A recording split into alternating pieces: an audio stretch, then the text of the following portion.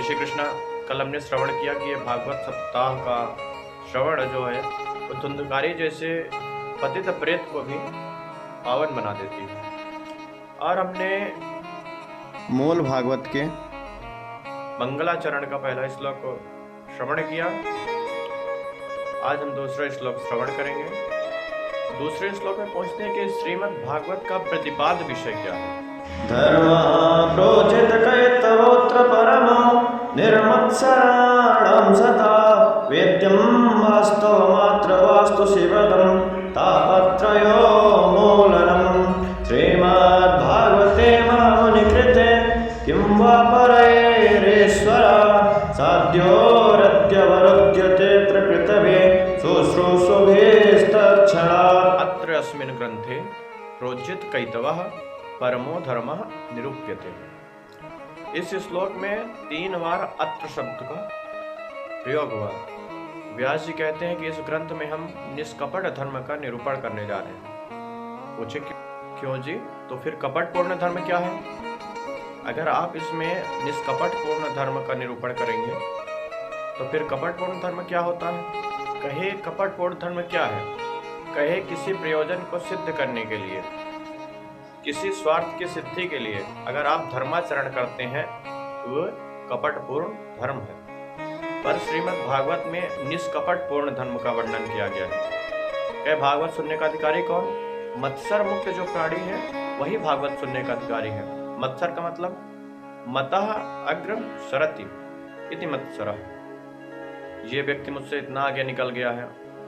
दूसरों का उत्कर्ष अगर आपको चुभने लगे तो समझ जाना कि आपके भीतर मत्सर प्रवेश कर गया। और दूसरे की प्रशंसा से, प्रतिष्ठा से जब आप प्रमुदित होने लगे, प्रसन्न होने लगे, तब समझ जाना कि आप भागवत सुनने के पात्र हो गए। फायदा क्या होता है भागवत सुनने से? तो कहे वेद्यम वास्तव मात्र वास्तु शिवदम तापत्रयोन्मूलनम। इसके श्रवण से तुम्हें वास्तव वस्तु का बोध होगा, और वास्तव वस्तु का बोध होते ही जीव का कल्याण हो जाता है और उसके जीवन से तीनों तापों का सर्वथा प्रशमन हो जाता है। दुखों की तापों का सर्वथा निवृत्त हो जाता है और तीनों तापों से छुटकारा मिल जाता है। और कहें क्या इसका श्रवण करने के बाद भी तुम्हें परमात्मा नहीं मिलेंगे? जरूर मिलेंगे। बोले कब मिलेंगे? कहे तत्क्षण, उसी क्षण मिल जाएंगे। किस क्षण? बोले शुश्रूषुभि। सुनने की उत्कंठा जहां तुम्हारे भीतर जगी उसी क्षण हरि तुम्हारे हृदय में अवरुद्ध हो जाएंगे, विराजमान हो जाएंगे। तो लोग सुनने क्यों नहीं आते महाराज? तो बोले सुनने की इच्छा तभी होगी जब आप सुकृतिमान होंगे। जब तक आपके अंदर कृति नहीं होगी, सुकृति नहीं होगी, पुण्यबल नहीं होगा, तब तक आपकी सुनने की इच्छा नहीं होगी। जन्मांतरे भवेत् पुण्यम तदा भागवतम लभेत। पुण्य जब प्रकट होंगे, फलीभूत होंगे, तब सुनने की उत्कंठा मन में जगती है। इसीलिए श्रोता पुण्य आत्मा होगा तभी उसके हृदय में उत्कंठा जगेगी, और उत्कंठा जगते ही उसके हृदय में हरि अवरुद्ध हो जाएंगे। अब तीसरे श्लोक में भागवत का स्वरूप समझा रहे हैं। निगम कल्पतरोर्गलितं फलं शुकमुखादमृतद्रव्य संयुक्तां पिबत भागवतं रसमालयं मुहुरहो रसिका भुवि भावका। उस परम तत्व का जिसके द्वारा हमें बोध होता है वे वेद भगवान ही निगम है। वेदों का नाम ही निगम है। निगम कल्पतरोर। बोले वेद क्या है? कहे वेद कल्पतरु, कल्प वृक्ष है। तो बोले महाराज आपने वेद की उपमा वृक्ष से क्यों दी? बोले कल्प वृक्ष से इसलिए उपमा दी कि वेद मंत्रों से भी आपके मनोरथ सिद्ध होते हैं। ये श्रीमद् भागवत वेद रूप कल्प वृक्ष का पका हुआ फल है। अच्छा महाराज तो ये बताओ ये फल खट्टा है कि मीठा? व्यास जी महाराज कहते हैं बहुत ही मधुर फल है, बहुत ही मीठा फल है।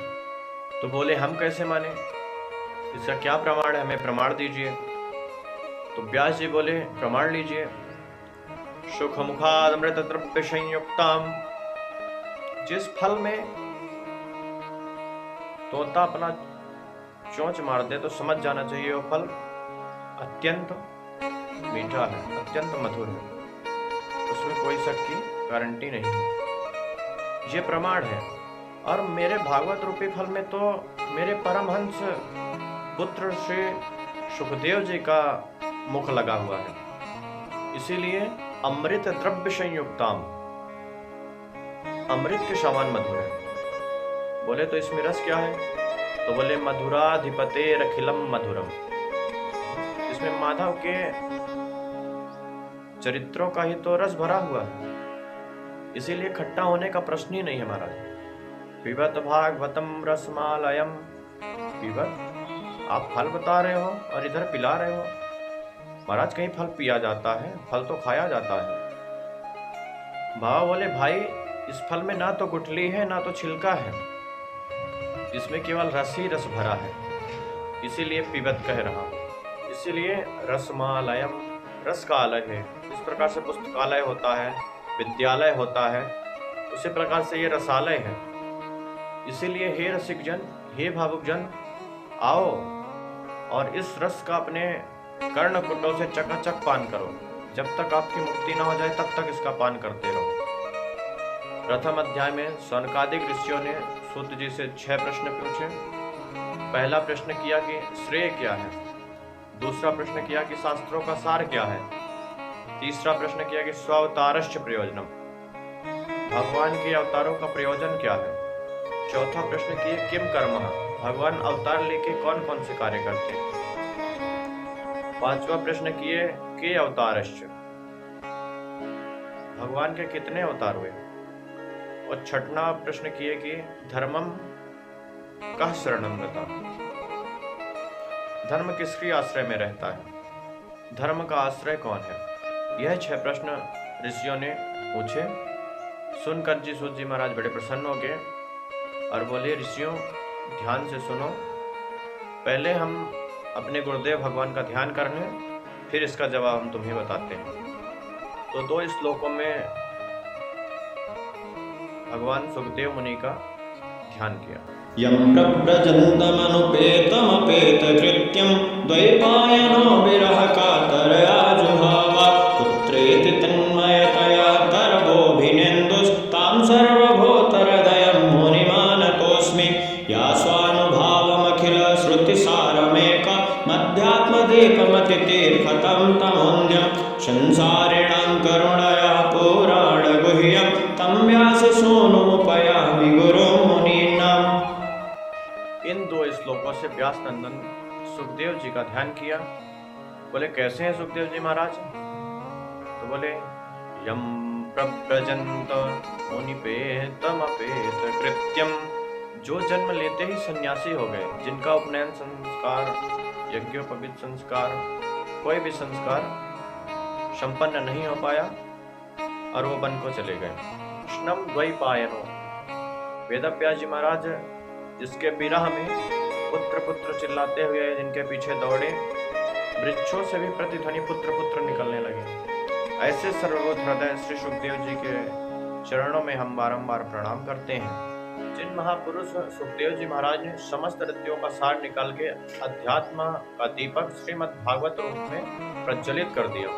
संसारिणाम करुणया, अंधकार में भटकते हुए सारे जीवों पर करुणा आ गई, इसीलिए इन्होंने अध्यात्म का दीपक दिखा करके अध्यात्म पथ को जिन्होंने समझाया दिखाया, ऐसे व्यास नंदन सुखदेव जी महाराज के चरणों में हम बारंबार प्रणाम करते हैं।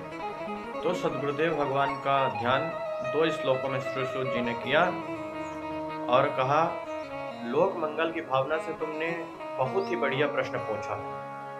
जीव मात्र जीवन का एक ही धर्म है कि भगवान के अहित्व की प्रीति हो जाए, निष्कपट भक्ति की प्रीति हो जाए, और इस भक्ति से ही ज्ञान और वैराग्य का शीघ्र जन्म होगा। और मनुष्य का जीवन का परम लक्ष्य उस परम तत्व को जानना ही है, और अगर तत्व को नहीं जानोगे तो कुछ भी नहीं जानोगे।